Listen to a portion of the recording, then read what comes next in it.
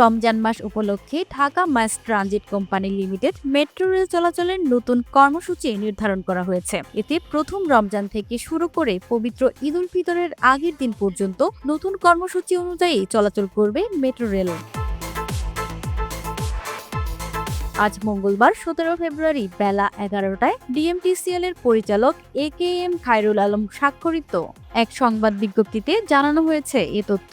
এতে ইফতারের পানি বহনের বিষয়টিও উল্লেখ করা হয়েছে।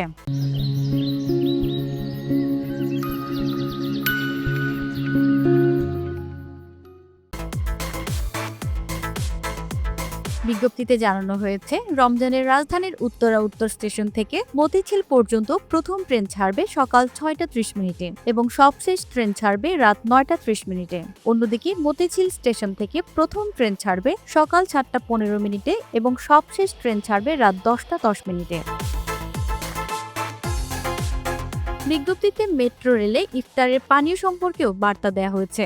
এতে বলা হয়েছে, রোজায় ইফতারে পানি পান করার নিমিত্ত প্রত্যেক যাত্রী মেট্রো রেল ও স্টেশন এলাকায় শুধু 250 মিলিলিটার পানির বোতল বহন করতে পারবেন। তবে পানি যেন পড়ে না যায় সে ব্যাপারে সতর্কতা অবলম্বন করতে হবে। ব্যবহৃত পানির বোতল অবশ্যই প্ল্যাটফর্ম বা কনকোর্স বা এন্ট্রি ও এক্সিট গেটে রক্ষিত ডাস্টবিনে ফেলতে হবে। এছাড়া শনিবার ও অন্যান্য সরকারি ছুটির দিনগুলোয় এবং শুক্রবারের সময়সূচি অপরিবর্তিত থাকবে বলেও জানানো হয়েছে বিজ্ঞপ্তিতে।